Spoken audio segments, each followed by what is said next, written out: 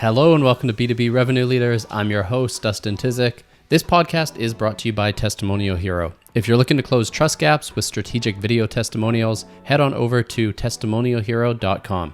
On this episode, I'm joined by Carrina Ekvall, who is the Director of Marketing at Verint. Today, we're going to be talking about the need for focus in marketing, what it's like working cross-functionally at a large company, and how to better understand your coworkers to communicate effectively. On to the episode. Hey, Carrina, welcome to the show. Hi, Dustin. How are you? I'm good. How about you? I'm going great. Good. So today we're going to talk about a topic I don't have a lot of background in, so it'll be kind of nice to get your thought there, which is, I've spent most of my time in startup land. It's a very different world, whereas you're at, a very large, very public company with a lot of resources. So we're going to dive into that a bit. Like, how is it different? How do you actually become good at project management? How do you align teams? All of that good stuff.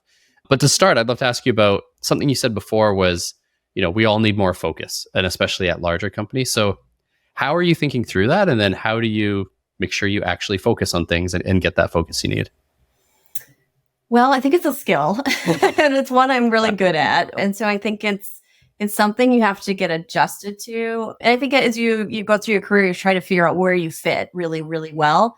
And I've been at large companies throughout my 15 years of working in technology companies. And it's just trying to figure out how that works. I think kind of startup, you try to figure out how that works too. And you probably wear those many hats, where for myself at a big organizations, we have individuals that wear those hats that I get to work with and collaborate with and get ideas from. But really, thinking about what our goals are and, what my team goals are, trying to keep that focus can be a challenge, but it's really just documenting and reminding us of, what are our goals for revenue? What are our goals for sales opportunities?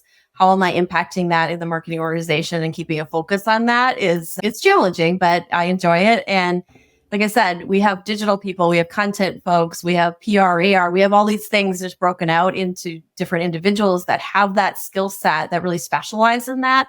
But my skill set is really looking at the end-to-end funnel, looking at across all those tactics, what levers do I need to push or pull, turn on, turn off, whatever it may be, to make sure we're progressing towards that goal.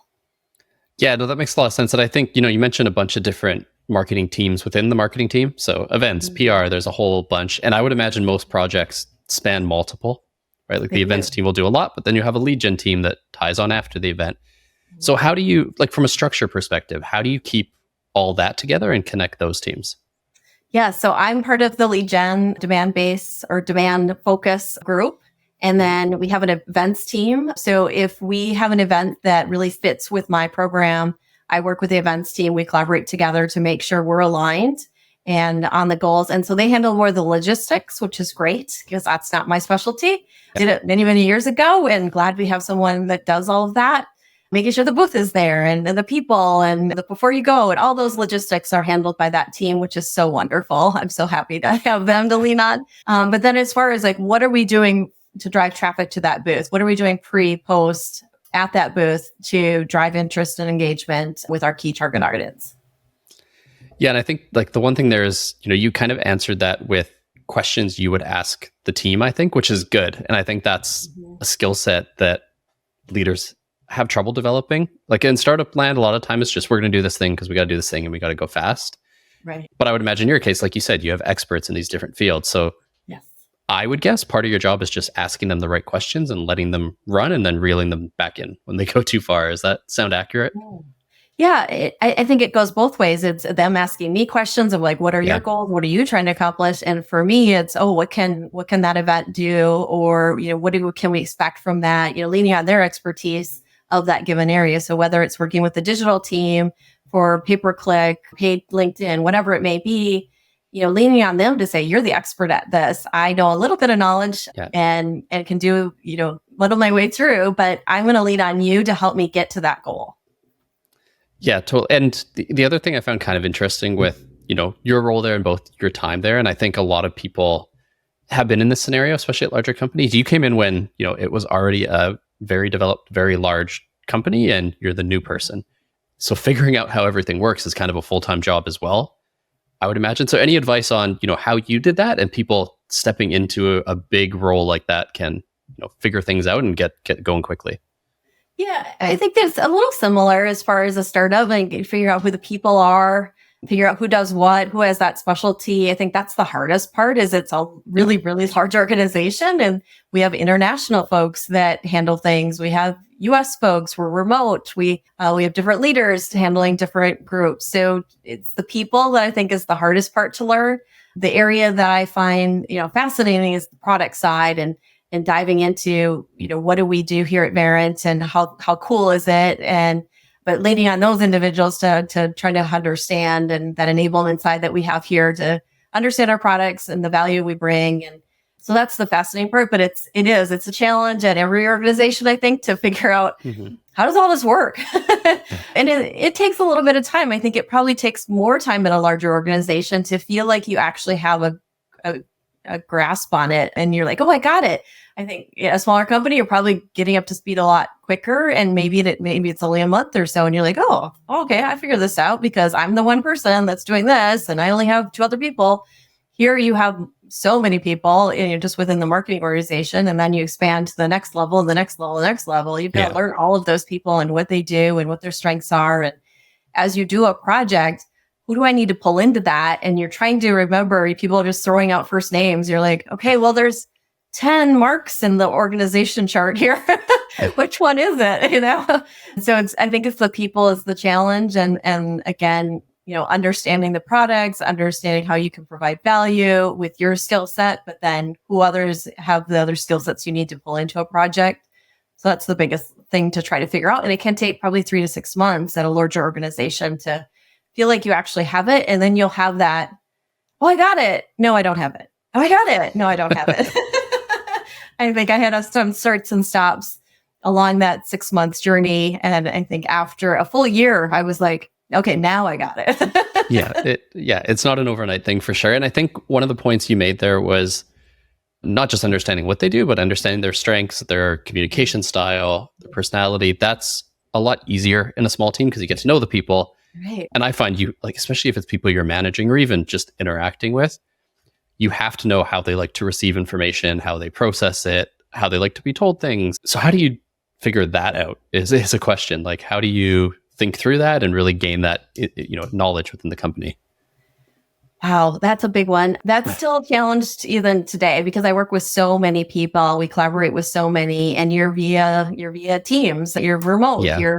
You're trying to figure that out, and you only have, sometimes people don't go on camera, so you're like, okay, now I just have your voice to figure out if you're not getting my message or if you're having an issue with my idea or whatever it might be.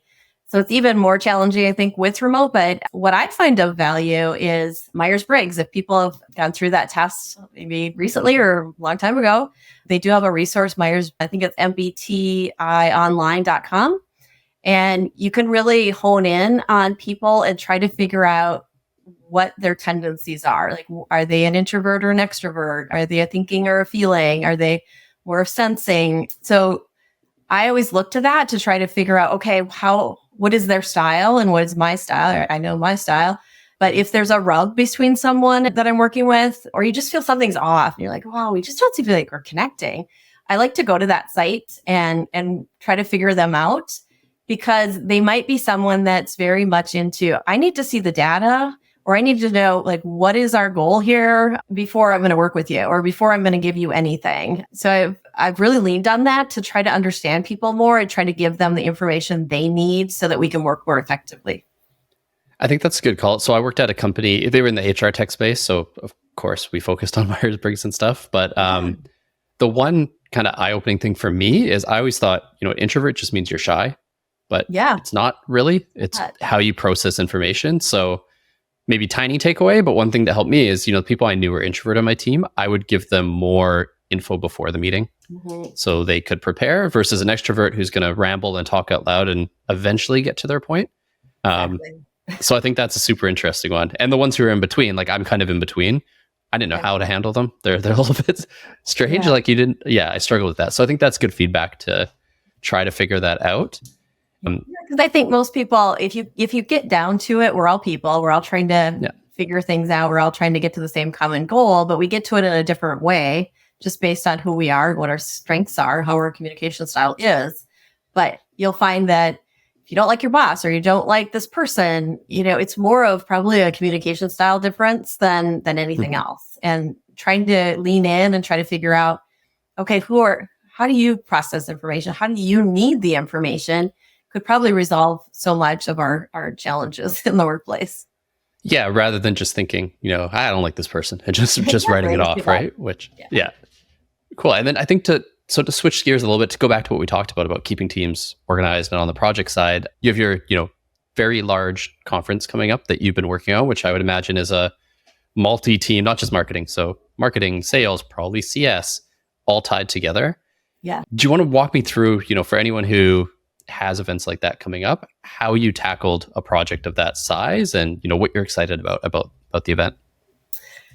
Well, luckily, like I said, we have an events team that drives that whole event as far as like logistically, where are we at? And then we have another group that really handles what content do we plan to have there? What was lessons learned from last year? What does our customers want to learn about? What do prospects want to learn about? What's a great, what are our key messages that we really want to make sure our customers know about, or key innovations that we've done over the year? So all of that kind of comes into place. And like I said, we have an events team and has logistics. We have content folks that really handle like overall for the event. What do we need to make sure we have in our solutions lounge? What sessions are we going to have? What keynote speakers are we going to have, or on the main stage, what are those presenters? So they actually figure all of that out, which is great. And then from a team perspective, as far as actually managing the event, we have someone that says, hey, I'm going to be assigning people to work at these different stations or present at these sessions. Many times we ask customers to present because we really appreciate our customers and want to make sure that we're showing people that like the use cases for our products. So we get them to come, and so it's just like pulling together all those different specialties to pull all that event together. And it is a team effort. It takes, pretty much everybody in the company is probably focused on it in one way, shape, or form to add their little nugget of expertise or their way of helping bring it all together. But we kick this off 7-8 months in advance. Yeah. As far as picking the location, it's going to be in Las Vegas this year. That's probably done 2-3 years ago. I'm not really sure, but when it's told to us, we're told, and then we figure out the layout of where we're all going to be as far as the ballrooms and the breakout sessions and when's food's going to be and all of those details that happen. But it's pretty exciting. It's an industry event we have every year. We call it Engage, and then we have a theme. So our theme is Art of Innovation. And, again, it's in Las Vegas. So it's going to be exciting next week to see 900 registrants. I'm super excited to learn from the speakers. There's 70 plus speakers. There's 22 sponsors of our event. It should be just a really amazing event. Nice. Yeah, I can imagine, keeping that much organized. And I'm curious, you said you're more on the demand gen, lead gen side. Yeah. How are you tying that into the event? Because sometimes that's a bit of a neglected thing, right? Where absolutely. They have the event and then don't get much out of it. So yeah, I would love to hear what you're doing there. Yeah, so we work with the product experts. So we have a solutions lounge. So if a customer is interested in a specific Verint solution, they can come to the solutions lounge and get a demo. We also have these customer experience zones, we call them, or ask the experts. We have those places there that actually can set up a meeting and talk to someone and get more information about what they're trying to solve, so that, maybe they go to that meeting first, meet with their sales rep, meet with some other people, maybe an executive, whoever they need to kind of figure out what the problem is they're trying to solve, have that meeting, and then go to the solutions lounge and actually see the product live and test drive it, kind of, so to speak, but see it and go, oh, that's how I solved that. That's awesome. So that's a lead gen component as far as just that educational side, really listening to customers, understanding what they're trying to solve, and then actually showing, how our solution would solve that or how they'd approach that. So we scan their badges if they make an appointment. We scan them also if they actually take that initiative and go to the solutions lounge to see the product. Some of our sessions, not all of them, are scanned. And then we do have, obviously, we know they registered. So we have that aspect, and we can follow up. Our BD team can follow up with them to see if there's any interest there. So all of those different ways we're capturing where there was engagement, which is great because Verint's a customer engagement company. Where there is engagement, we can follow up with our BDs. Or if someone, at the solutions lounge said, hey, I'm ready to buy, I want this product. we can streamline that and just assign it right to the sales rep to focus on it after the event and just, make it happen kind of thing, keep that sales process going so there's no friction for the customer. Yeah, I think that's the key part, is making it a positive experience, especially with the post-event follow-up as well. Yes. Like I've had very good post-event follow-up, and I've had very bad, annoying post-event follow-up as a guest going to events. So that's a key part. The other part I wanted to ask about is, I think you said 70 plus speakers, or a lot of speakers. Yeah. That's a lot of content that you can repurpose throughout the year.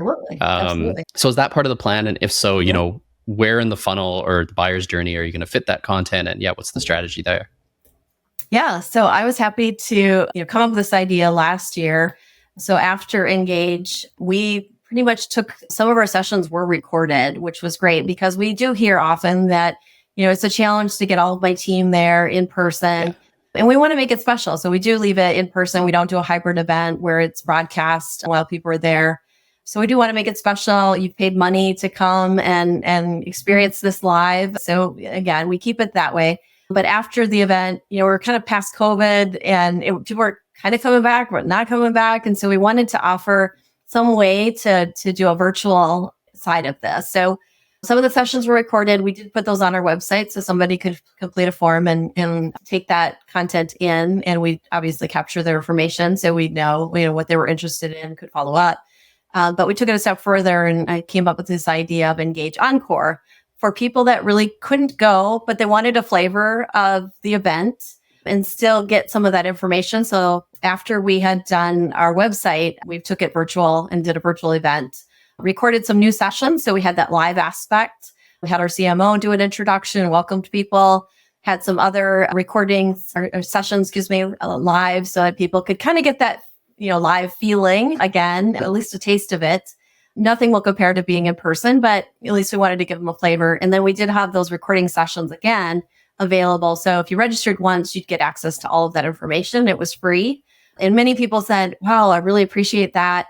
We had it in November, so it was a little bit longer after Engage in person happened, but people really love the fact that, hey, I wasn't able to attend and I got to learn a few things and then reach out to my sales rep for more information. And I really appreciate having this virtual aspect to it.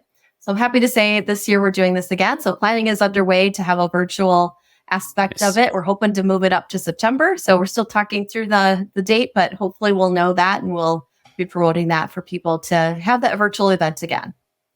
Yeah, I think the hybrid part super important with events because, well, one, a lot of us as companies don't have as much budget as we did maybe last year when times were a bit better.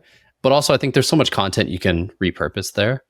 Like on our end from this podcast, for example, or we create video testimonials as a company. We chop everything up so we have a steady stream of content, and an event is just such a great way to do that. Yeah. So I do want to switch gears one last time again, because you're in the demand gen space and most of our listeners, or a lot of them, are in that space as well. And it's a space that is constantly changing. There's new stuff coming out, a lot of opinions for sure. What's, a thing or two that you're excited about on the demand gen side that you're testing out or want to test out? Wow, there's so many different areas. I think, with ChatGPT and AI, there's so many things that are coming at us right now and so many unknowns as well. So I'm excited to see where that brings us for marketers and hopefully alleviate some of the fears that some of us have of, hey, it might take my job away. I think it'll just shift it. It'll just change it. It'll maybe make it better. That's my hope, at least. But I'm excited to see where that brings us. It feels like everybody's pretty excited about that. So that's definitely one area. I do love the fact that we're getting more data, more insight, more intent, more predictability, I should say, of consumers that are, looking at our products. But for marketers, it's that dark social that you hear, or, you're like, oh, I'd really like a little bit more insight. So I feel like there are technologies out there right now, and there's going to be more that'll probably happen because of ChatGPT or AI, technology coming out to really help marketers learn a little bit more about, people that are researching so that we can help them. I mean, obviously it can feel a little creepy for marketers to know people are looking, but we really just want to help people, get that solution to their problem. And that's really the ultimate goal, is to align with, what you're searching for and get you the content you need. So I think it's going to be an exciting time for marketers. It is, yeah. There's lots of things changing. Like even on the ChatGPT side, we've had a handful of leads come in. We have the self-sourced attribution, like how'd you hear about us on the forum? And we've had 2 or 3 actually say ChatGPT already, which is insane. Like I guess they type in, where should I get video testimonials for my company? And apparently it says us. So and they're building it into, Bing, which is starting to look like less of a bad browser. It actually, it's looking like a decent search engine nowadays. So I think that's going to change the SEO game a ton. So exciting times, a little scary. AI is good enough to be kind of scary right now, but not good enough to take a good writer's job. But 6 months from now, let's see where we're at. Yeah, exactly. Yeah. So it'll be interesting times. I'm pretty excited about it. Verint is definitely, we have AI to help continue to grow and make our solutions even more and more robust. So it's exciting. I think AI, depending on who you talk to, it can mean different things. So I think just understanding it from the vendor, whoever you're working with, how are they using AI and how is it different? Because it does mean different things to different people. It does. And a lot of time, we're both marketers, but to be fair, a lot of marketers will say something is this magic AI thing. And then you look at it and it's not. So definitely check and see what it is when they're selling it. But yeah, exciting times for sure. I do appreciate the insight on, working in a large company, managing projects, what to do at an event. If our listeners, want to follow up with you, learn more or about Verint, where should they go? Yeah, so you can find, Verint.com, find us on the website. Myself, if you just want to look me up on LinkedIn, I'm happy to connect with you. Don't appreciate, pitches right away. I'd like you to get to know me a little bit if you could, but happy to connect with other marketers, other people in the revenue generation space. But again, I'm not looking for a lot of sales pitches at this moment. I've got a lot going on with the event next week. Yeah, fair enough. So connect if, you want to check out her content or share your content maybe, but absolutely. Yeah, let's stay out of the DMs with pitching right away. So I think that's a good call out. But we'll include the links to Verint, a little bit about the event into the description here. So for our listeners, you can check it out there. And yeah, Carrina, thanks for the fun conversation. Thank you. It's been my pleasure. Thanks again for listening to this episode. My key takeaway here is just how important of a skill project management is at a large organization, especially in marketing. Most of the work is orchestration and making sure things happen instead of being involved hands-on in the day-to-day and getting the things done. Some people love it and are great at it. Some people don't like it and aren't good at it. I fall into the latter camp there, but pick your lane, figure out what you're good at, what you enjoy, and then go for it. If you enjoyed the episode, head on over to Apple Podcasts, Spotify, or wherever you get your podcasts and hit subscribe. And as always, I'll be back Tuesday with a new episode.